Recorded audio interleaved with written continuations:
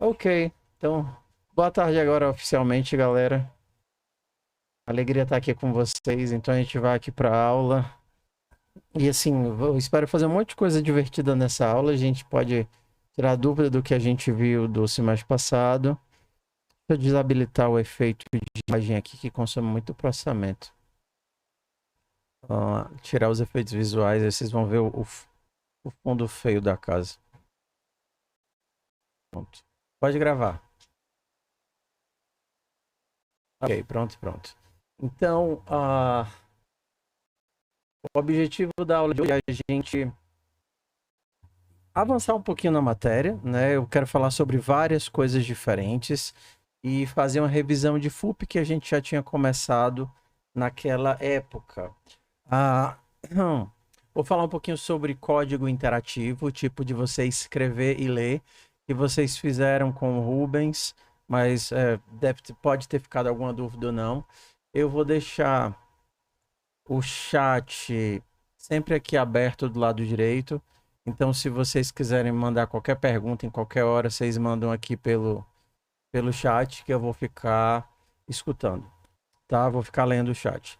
Então, primeira coisa, eu queria ver o que vocês fizeram de entrada e saída, só para a gente conseguir interagir melhor com os nossos códigos. Posso? Tá. Eu vou fazer hoje. A gente vai até chegar no GitHub do Estressados.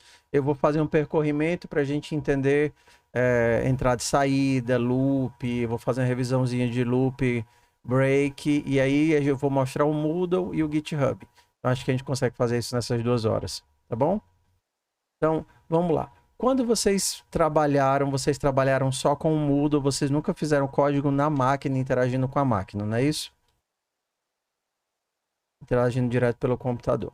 Então, eu vou tentar explicar algumas coisas, tá? Vou puxar aqui o meu VS Code para cá. Então, eu vou deixar aqui aberto, de forma que sempre... eu não estou compartilhando a tela, não. Deixa eu compartilhar a tela aqui. A tela inteira.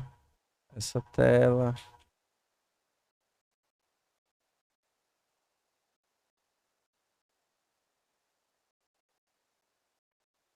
Ok. Vamos entender. Eu vou habilitar mais algumas pessoas como coordenadores de hoje para vocês poderem permitir que os coleguinhas de vocês entrem.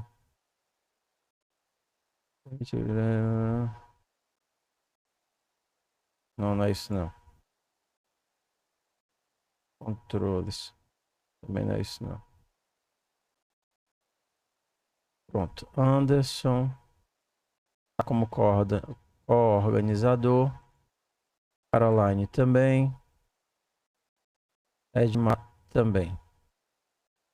Eduarda também. Então, quando o colega chegar, vocês também têm poder de autorizar que ele entre. Testem aí, ó. Pronto, é só habilitar que ele já entra. Ótimo. E aí eu não preciso mais ficar autorizando o pessoal que chega. Tá, então vamos lá.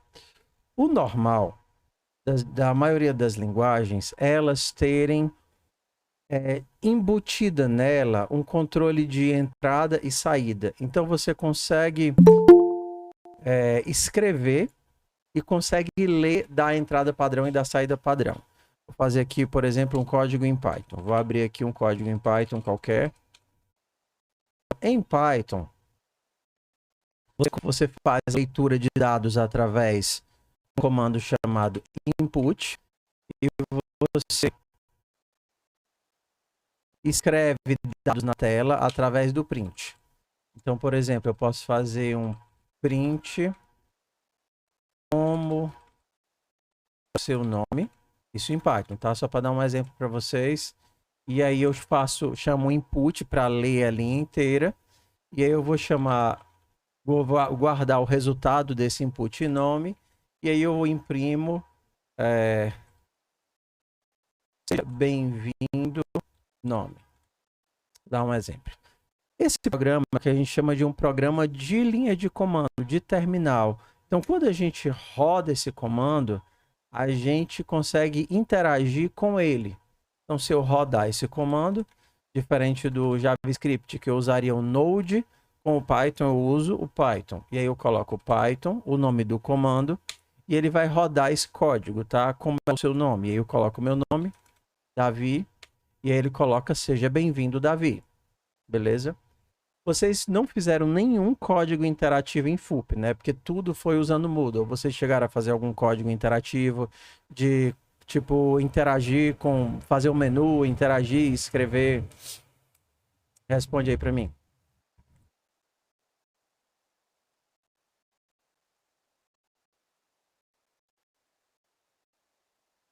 Responde no chat, tá?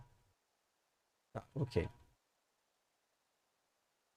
E isso vale praticamente para todas as linguagens. Só dando um exemplo. Se eu estivesse escrevendo esse mesmo código aqui em C++, eu teria um outro comando para fazer leitura e um outro comando para fazer impressão na tela, por exemplo. O nome da biblioteca do C++ é esse.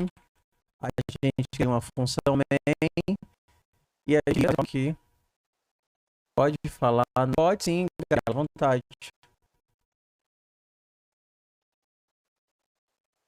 Eu já para vocês. Fala aí comigo, Gabriela.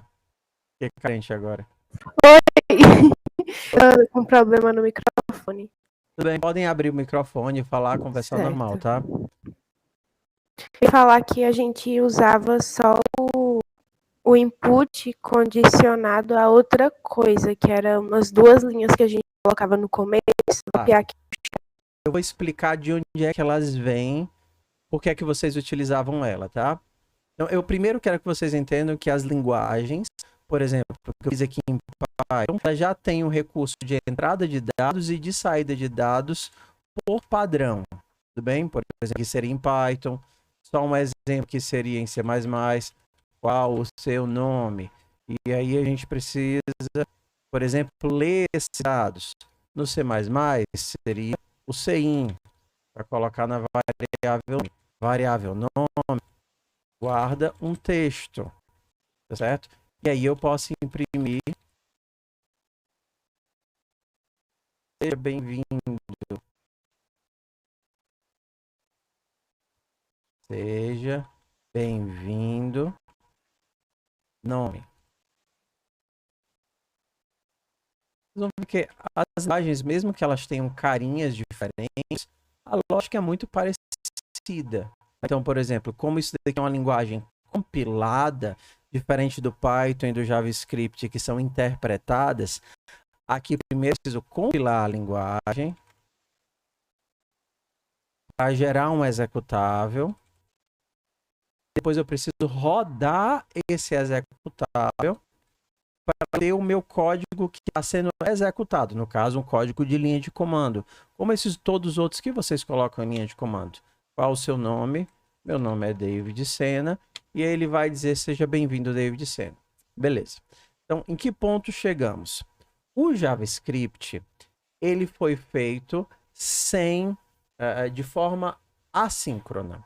Isso significa que você não tem um código que faça esse processo, uma biblioteca por padrão, que faça essa parte síncrona, de você conversar com o código, de você fazer uma coisa e o código e o teu programa parar para esperar a tua resposta. Porque em todos esses, ó, o meu código começou a executar, e aí o código trava. Vocês estão vendo que o código trava, ele não continua a execução, porque ele fica esperando que eu dê a entrada para que ele destrave e continue a execução. Só que pela forma, pela arquitetura como o JavaScript funciona, ele é assíncrono, ou seja, ele não trava para esperar a entrada do usuário. Tá? Então ele não tem uma forma de você ler os dados primitivamente. Então, existem formas de lidar com essa limitação da linguagem. Ou seja, a linguagem ela não trava para esperar a resposta, ela continua executando. Uma forma de lidar com esse problema é uma biblioteca externa que simula. É uma gambiarra, tudo bem, mas ela simula um comportamento síncrono. A biblioteca, no caso, vocês nunca devem ter instalado nenhuma biblioteca, é essa Readline Sync. As bibliotecas, em qualquer linguagem, elas funcionam como se fossem extensões. Elas habilitam todo tipo de código, comportamento. Por exemplo, se você está fazendo uma coisa em JavaScript e precisa de um sistema de autenticação, de uma biblioteca de compactação, quer pegar o teu código JavaScript e zipar um arquivo, você não precisa implementar todos esses códigos. Já existem bibliotecas que fazem essas coisas. Basta procurar alguma biblioteca em JavaScript que faça isso, que tenha as milhares. Você instala essa biblioteca e você pode utilizá-la. Então, por exemplo, se eu quisesse em JavaScript fazer um código como esses, eu instalaria o Readline Sync, instalava na minha máquina e depois eu posso utilizar todos os métodos que ele possui. Então, como é que a gente faria a instalação? A instalação, a gestão dos pacotes do Java. Pessoal, o meu áudio tá travando ou ele tá fluido? Porque senão eu paro aqui o OBS porque eu sempre... Tá ótimo. Ótimo, então eu vou seguindo aqui, porque às vezes minha máquina dá uma travada, mas se o meu áudio estiver boa, talvez a imagem esteja... Tá, então eu vou parar. Parece o áudio é de boa, mas só a câmera que tá travando pra mim. Então acho que eu vou A câmera tá meio esquisita. Eu vou parar Mas dá câmera, nada. então. Dá nada, o que importa é sua voz, cara. Então Importa eu é seu vou- conhecimento. Eu vou parar a câmera, tá? Pra ver se dessobrecarrega aqui o meu... Sobrecarrega aqui meu computador. E perdi nessa parte dos dados. Tá, então vamos pro desenho. Ó, vamos desenhar. Tá, é porque quando bota o OBS, o Google Chrome, tudo rodando junto, dá essa travada mesmo. Então, vamos lá que eu preciso ensinar, porque vocês vão lidar com JavaScript bastante, e aí eu preciso explicar isso, tá certo? Então, eu só habilitar aqui minha tela. Então, vamos lá. Quando a gente faz um código, numa linguagem como Python, ou como C, ou C++, ou Java, elas são linguagens síncronas. Ou seja, elas fazem algo e aí, se precisar, elas travam, elas param e ficam esperando o usuário. Só que JavaScript, né, JS, é o que a gente chama de assíncrono. Ou seja, ela não trava. Como ela não trava, não tem como você pedir que o usuário digite algo e o seu código parar, travar, esperando que o usuário digite esse algo. Para conseguir lidar com essa limitação, você tem como instalar pacotes. Pacotes, eles são como extensões e eles são instalados via uma ferramenta de gestão de pacotes JavaScript, que é conhecida como NPM. Todo grande framework de linguagem normalmente tem uma ferramenta de instalação de pacotes. Por exemplo, o do Python, se você quer instalar um pacote em Python, você usa o pip, que é o gerenciador de pacotes em Python. Se você quer instalar via Ruby, você usa outro e por aí vai, tá bom? Então, se eu quisesse simular esse comportamento assíncrono do JavaScript, eu preciso instalar um pacote que seria o Readline Sync. Então, eu vou abrir aqui a pasta. E aí eu vou apagar todas as coisas que eu tenho aqui. Vou apagar esse Node Modules, package.json, package lock, pronto. Vou criar aqui Vou abrir um diretório novo, tá certo? Exemplo npm, exemplo readline. Entrei numa pasta nova, um diretório novo. Vocês estão vendo que não tem nada aqui, tudo bem? Se eu tentar criar um arquivo código.js, utilizar a biblioteca do readline sync, eu não vou conseguir, porque essa biblioteca não está. Então, por exemplo, na hora que eu tentar fazer isso, ele vai dizer, ei, essa biblioteca não existe, eu não achei essa biblioteca. Então, para isso, eu tenho que instalar a biblioteca para que ela possa ser utilizada pelo código. E a gente instala com o npm. npm, quando você instalar o Node.js, ele já vai instalar o npm, tá bom? Então, o comando para instalar seria npm install readline sync. Na hora que eu dou esse comando, ele vai lá na internet, pega a biblioteca e instala aqui nessa pasta. Então, se eu mandar listar, você vai ter uma série de coisas que ele acabou de criar. Node modules, package.json e package lock. Se eu fosse mandar mostrar o que tem nos módulos do Node, quem é que ia estar lá? Readline sync. Então, vamos lá. O que você acabou de fazer foi utilizar o npm, que é um gerenciador de pacotes, para instalar um pacote do JavaScript que está dentro dessa pasta. A partir de agora, esse código que você está criando aqui, ó, código.js, é capaz de utilizar esse readline sync. Então, pronto. Para utilizar essa biblioteca, a gente usa um comando, esse comandozinho aqui, que depois vocês podem copiar, é um comandozinho de require. E essa biblioteca vai ter um monte de comandos. É como se fossem funçõezinhas. Por exemplo, readline sync.question. Essa daqui seria a principal. Então, com o question, tudo isso que se vocês quiserem fazer um código interativo, aí vocês vão precisar de todas essas etapas, né? Etapa 1, diria assim, né? Etapa 1 seria instalar a biblioteca usando o npm. E aí o código seria, o comando seria esse daqui. Npm install readline sync. Depois disso, todos os códigos que você colocar nessa pasta já vão ter acesso à biblioteca, tá certo? O passo 2. O passo 2 seria, no começo do código, importar a biblioteca. E aí você pode importar a biblioteca com essa linha aqui. Pronto. Então, se você quisesse usar a biblioteca, aí você precisaria, na pasta que você vai colocar os seus códigos, por exemplo, se você vai colocar vários códigos na mesma pasta, você pode só mudar o nome do código e colocar tudo lá. Então, você só vai precisar fazer a instalação uma única vez. E aí, todos os códigos que você colocar naquela pasta já vão conseguir acesso à biblioteca, tá certo?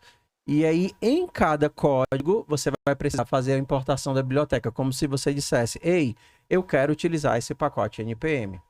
Tudo bem? Então, pronto. A função da biblioteca, assim, se a gente for olhar lá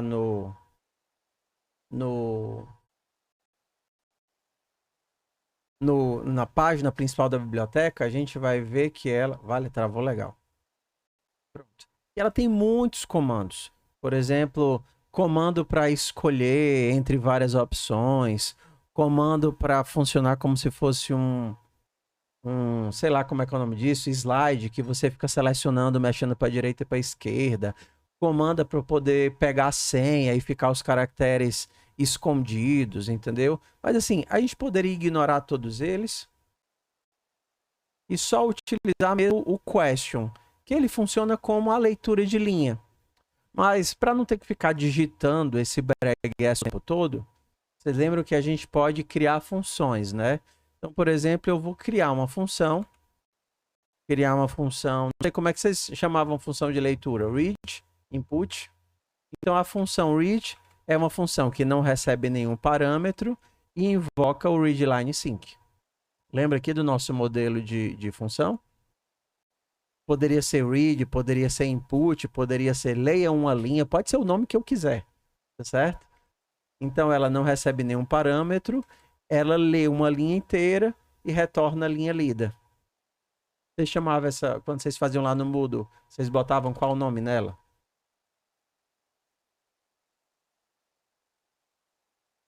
Então agora, ó, com essas coisinhas aqui, lines pegavam a linha, ficou feia.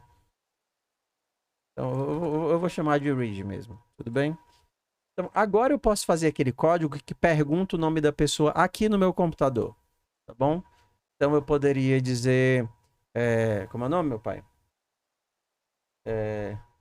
Só que console.log é muita coisa para a gente escrever, né? Comprido. Então eu vou aproveitando que a gente já viu funções e escrever uma função puts. Puts é uma função que escreve uma linha, uma coisa qualquer. Então eu vou receber um texto. O que é que ele vai fazer? Ele vai mandar esse texto pro... Quando só tem um parâmetro, eu não preciso dos parênteses, tá? E vou mandar esse texto pro console.log. E agora o console.log texto. Então, olha que engraçado. Puts não é um erro, não. Puts é um comando em C, que significa put string. Colocar uma string, put s, colocar um texto. Então eu poderia dizer puts, né? Qual o seu nome? E a pessoa diria o nome dele e eu pegaria o nome com o read. Esse meu read me retornaria um texto. Eu guardaria esse texto em nome. Tá vendo aqui? E agora eu posso dizer putz, nome. Você... String é assim, né?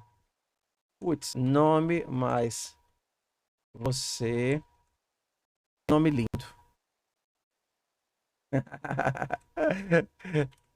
Tem um nome lindo. Okay.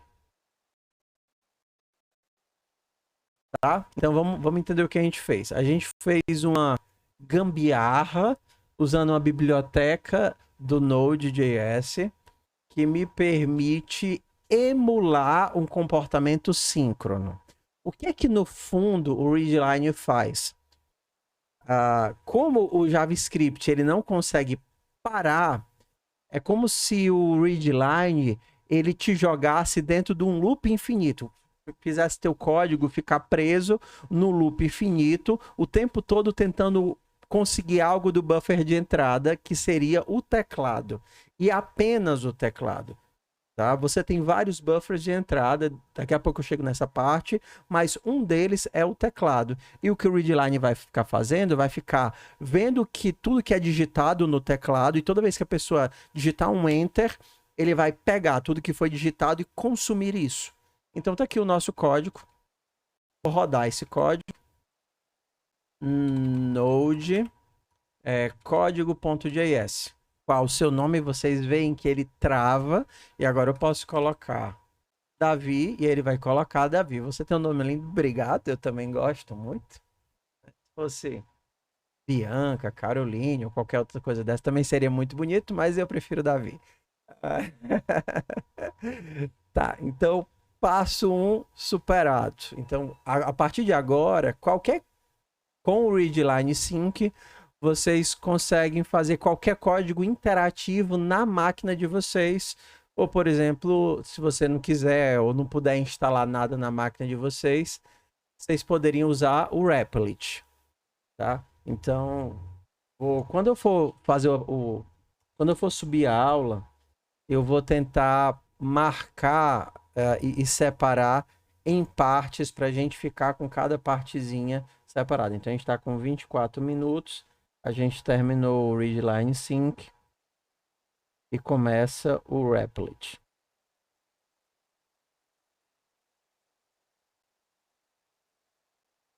Eu falei do Replit para vocês na aula, mas como a gente não tinha internet,